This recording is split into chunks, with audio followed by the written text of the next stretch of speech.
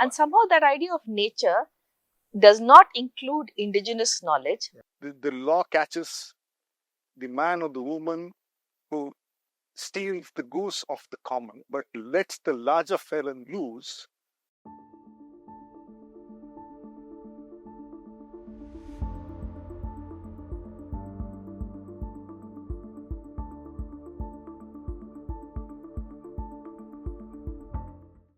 I'm Harininagendra. I'm an ecologist who works on cities and forests in India, and I've been looking at these issues for over 30 years, primarily through the lens of the commons and communities.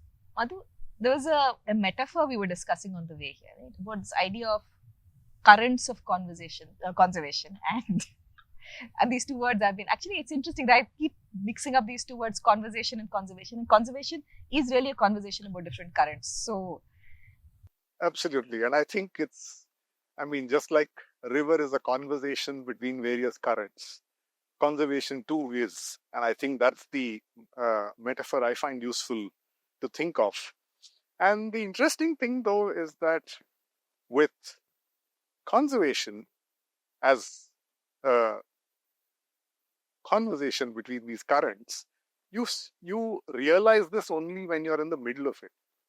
And you find yourself in the middle of it. And you're also very mindful of the fact that conservation is thought of as a crisis discipline.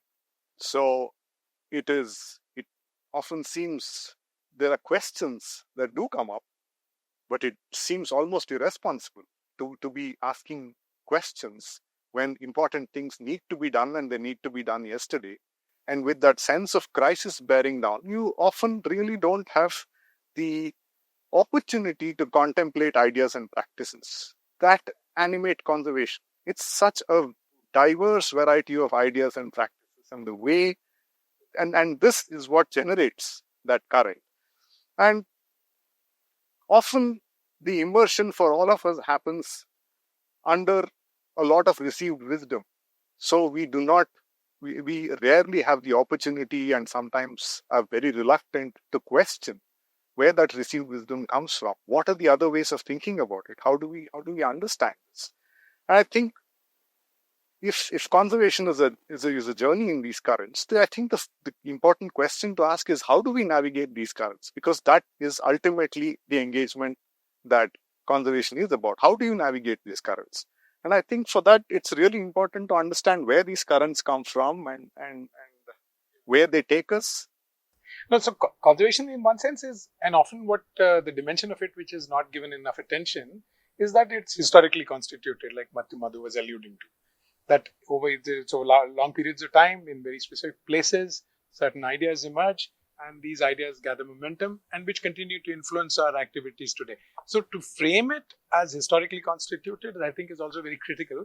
And this is again, in all our conversations, some of those things that we don't pay enough attention to. The historical dimension of conservation. I mean, it's almost like environmental historians will do a history of ideas and conservationists will continue the practice, but never the twain shall meet almost. So to look at some of these historically is very, very critical. I mean, the other part, of course, is something that we have been talking about, is that this is historically motivated. And it's also a social problem. It is socially motivated. And so, for it to exist independently of society and culture is also to miss the point to a large extent.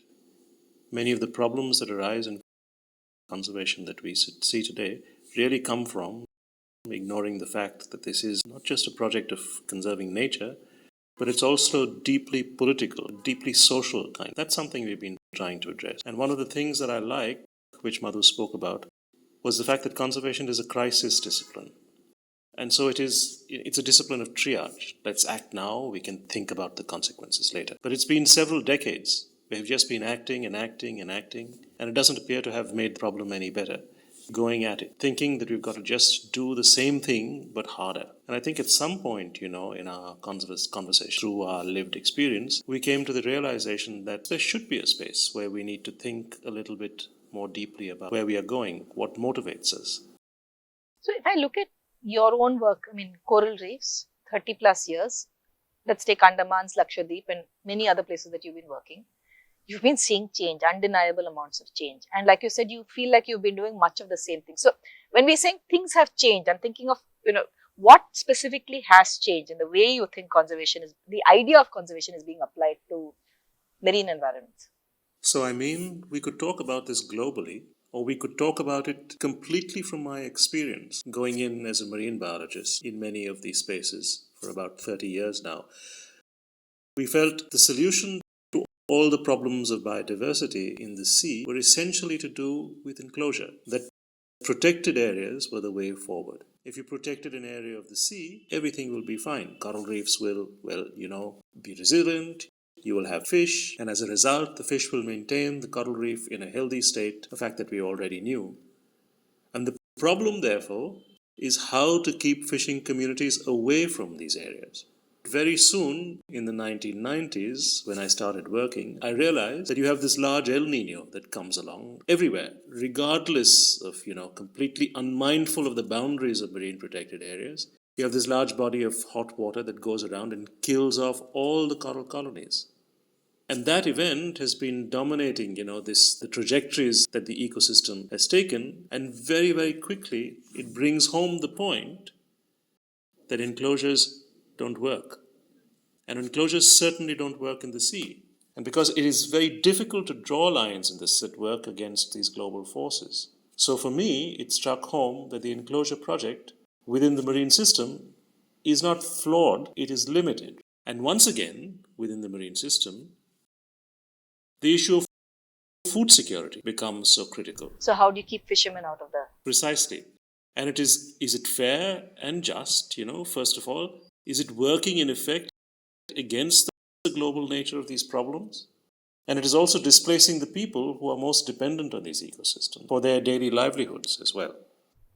But then what if I argue that, and we'll turn this to Madhu now, it should work in terrestrial areas. I mean, marine, maybe there are limits now. The sea moves around, but land doesn't move around. It should work it has worked. Tigers are a success story in India. Elephants are a success story in India. We should just keep expanding protected areas. Absolutely. That's exactly where I began. And that's what I thought. And that was my received wisdom, that protected areas are our only last stand against the invasion of people, of economy, of every possible thing, that this is our last wall against them.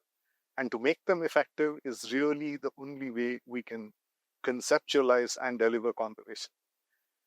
But over time, I think as I was just watching this entire script unfold, it was there were many inconsistencies, and I think the fundamental question that I that has left me in deep conflict over a very long time is not about, yes, as an idea, the protected area, the line that you can draw on land that is hard to draw in water, seems tenable, seems possible to deliver, and we have had the ability, the state power, the legal infrastructure, the management capacity to deliver these. But how do we do this? How do we actually create these lines that across which priorities differ? If nature is the priority on one side and society is and all of human well-being and production and all of those are priorities on the other side, how do we deliver this idea into practice?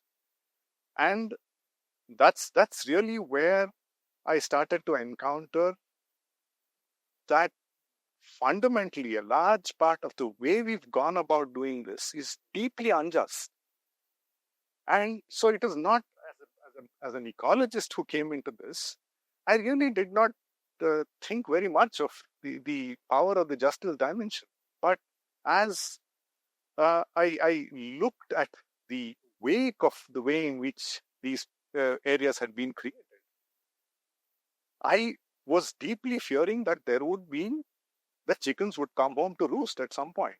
But doing this in a deeply unfair way has consequences that outlast our ambition to create it. You talked about tiger conservation. So with tiger conservation, I was privileged to be able to see one of the places where the conventional model of setting aside areas where protection took priority over everything else had paid off. and there was recovery of wildlife, and it was something that conservationists justifiably felt very good about. And there was a community that resided there, that had been there for time immemorial, and used the forest and so on. And there was this episode when a 5-star hotel was proposed to be placed within the middle of this national park. And what just left me utterly aghast was that conservationists were on the side of the resort, and the people who the conservationists had always thought of as the biggest challenge to tiger conservation, the local tribal community, were the ones completely opposed to this this 5-star hotel. And eventually it was a battle that went to court, where I think the scientists and the conservationists were so conspicuous in their absence of any there wasn't even a whimper of disagreement with the idea that a 5-star hotel would be placed right in the middle of tiger habitat. And the people who actually took it to court and eventually successfully stopped it were the people who were thought of as the biggest threat to the tiger habitat, and who were the whole idea of conservation. Yes, the local tribal community, which the whole idea of conservation was that they needed to be moved out of the forest. They were the ones who finally were able to keep the 5-star resort out. And they did this as a part of an assertion of their cultural identity, their rights over a lived space, a set of resources that they knew about and accessed, and a whole set of, culture and epistemology, which made them an integral part of what this forest was about. But Madhu, if you look back and you step back, one should not be too surprised. These instincts that impel conservation, where singularly one pursues a piece of nature as somehow pristine and something as to be preserved, is something which goes back to the early origins of mainstream conservation. The protectionist movement arises from these kind of instincts, in which there's very little problem. It's not the idea that there is a set of people displaced, and that the idea that there are justice issues concerned are not even visible at all. So what you're saying is basically these are not accidental stories. This is case everywhere. Across the world, it's a part. Also, this comfortable relationship that conservationists of science has had with a certain idea of territory and preservation, and focusing on that as opposed to the justice or political dimensions of the problem, has been part and parcel of the conservation story. The idea is to technicalize and objectify this whole piece and pretend as if there is no. This goes back to the setting of Yellowstone. It goes back to almost all the national parks that we can start reeling off all of those. That what kind of dispossession happened with the Native Americans. But that is one dimension of it, the dispossession and the whole kind of thing. But also this privileging of this knowledge that, and I think that characterizes the current one key current in conservation. And to add to that, I think the thing that was extremely confusing for me as a young conservationist and young ecologist at that point was that if you really tried to parse what was happening through the lens of science, it made no sense. Because there was, in terms of impact, yes, the community that resided there had some non-zero impacts. And something else that was coming from being inserted into that tiger habitat from outside had very, very obvious impacts as well. And so what explained these blind spots? It was not science. It was not some ecological principle that helped define that this indigenous community, the Adivasi community, was a big problem. Whereas, a large 5-star hotel that was going to be set up in the middle of tiger habitat was absolutely benign. There was no ecological principle underlying that. So, as an ecologist, it was really my first invitation. That trouble was my invitation to look beyond science into why are some people okay with some things and not others. I think, and I came to conservation a little differently, at least with the two of you, because I was not someone who looked at birds or I had an interest in urban nature maybe, but I would definitely not call myself anywhere near a naturalist. I came to it from a very completely different interest in looking at ecological patterns. But soon, I started seeing, it's one of the things I've been always thinking of. I started as more an optimist, right? Thinking that people, we always think of people as a negative force for conservation. People can be a positive force for conservation, but it's not necessarily that there are good people and bad people. That's a very simplistic way of looking at it. There are certain features or conditions that might shape people to act as positively towards conservation. Certainly, one of them is this idea of which people and whose voices are we taking legitimately. So, one of the things we had looked at, as close to your point here, was when Rucha Khate and I looked at the Tadoba Andheri Tiger Reserve. And the whole focus of the conservation movement was on shifting 6 villages within the park outside. Mostly tribal villages, mostly subsistence and extracting some bamboo, they had some cattle for their own. But then, if you look at it, there were 53 villages outside the park, and we actually did that study, looking at, and they were coming into the park extracting resources, but they were non-tribal and for the market. And the market, because there were enough towns and urbanization happening, that was insatiable. You're not going to take those villages outside and relocate them. There's 53 villages on the fringe, and some of them are very close to small towns and now larger towns. You can evict the villages inside. And so when you evict that, you feel like you've done something. And that something, as Madhu was saying, is actually contra conservation, because those are the people, because they're inside the park, they're the ones who are actually active against poaching. They know what's going on. And it's the same thing when you come to cities, because now we're looking at cities. You look at urban conservation and you look at lakes. One of the standard things any municipality will do when it restores a lake is to say, let's throw the fishers and the grazers out of the lake and protect it, because you must have fish for the birds. But the point is, what do you have in a lake? You have in any Indian lake sewage that comes in. And what's the best way to get the sewage out? Your cows, because they're going to suck out the phosphorus and the nitrogen, which is leading to eutrophication. So you need the grazers in there. They're as much part of the ecosystem. And in Bharatpur also, for instance, where we've seen, they're as much part of the ecosystem. But also, you need the fishers there, because they're the ones who know where the water flows in.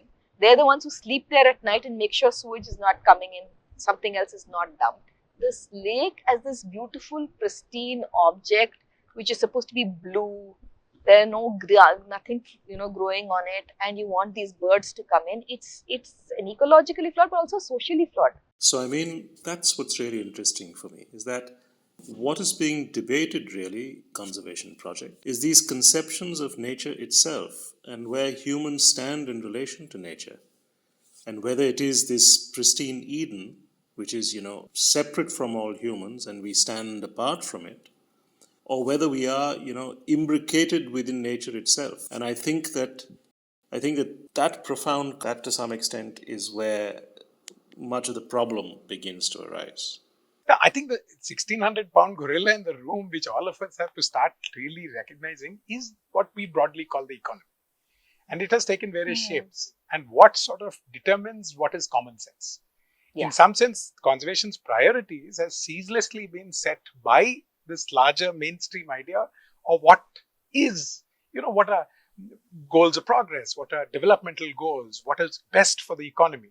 So a lot of those priorities for conservation are shaped by the priorities which emerge from within the economic, which is to do with the political economy, the larger political economy, which is really determining the shape of things. So I think it leaves a little unpeeling for us to know. For instance, why is it that a 5-star hotel is a very obvious thing to do inside a protected area?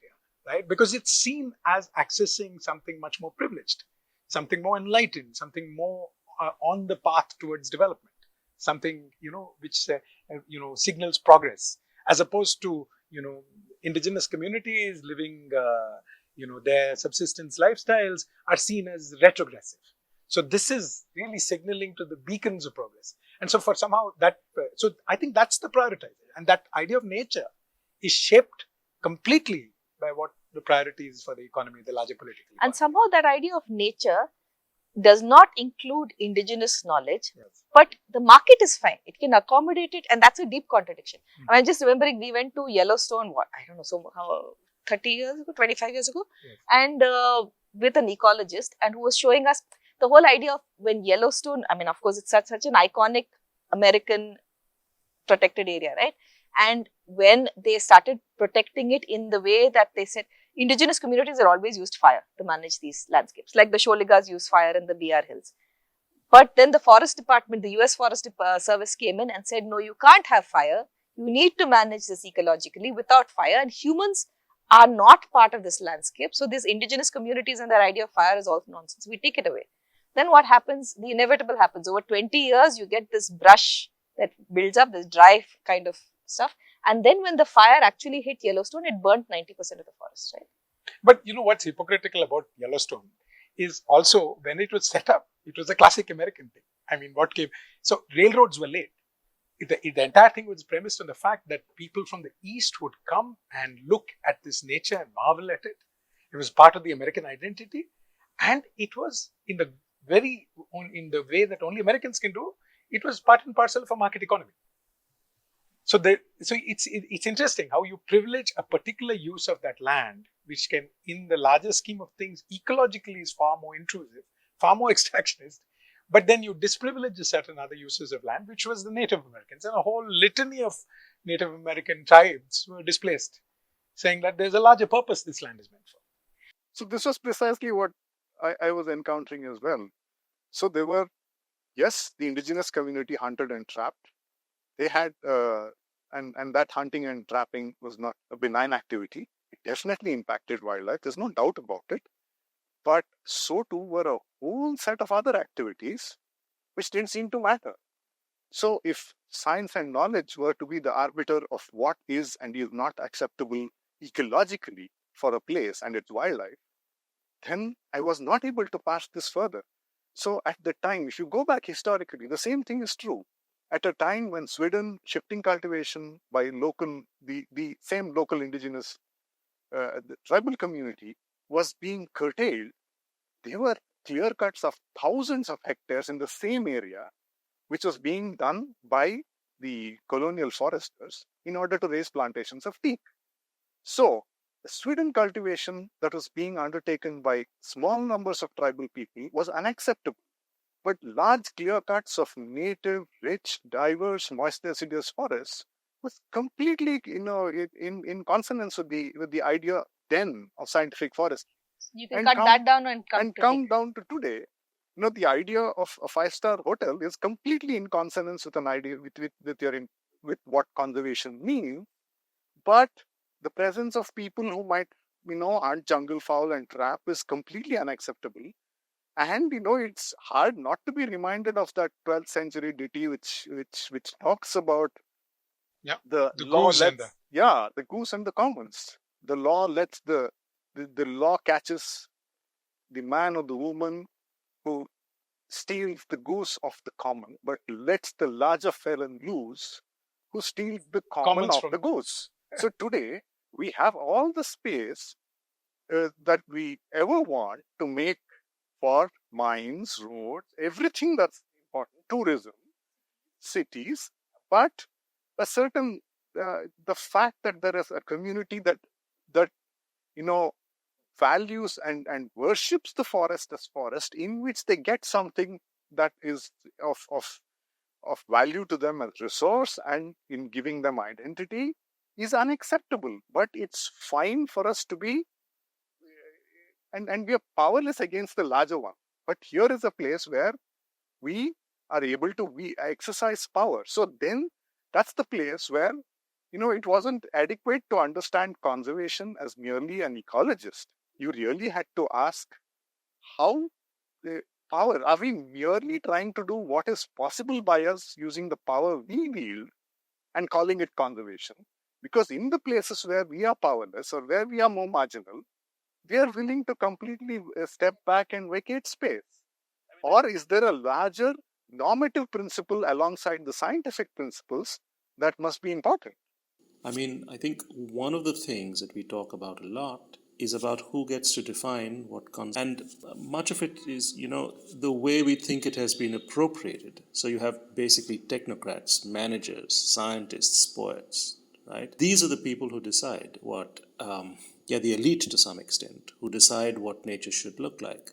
While the people who are living in completely interdependent relationships with nature don't often get a voice in defining what that would be. And I think, to some extent, much of that, the appropriation of conservation itself by this technocracy, is something that we worry about.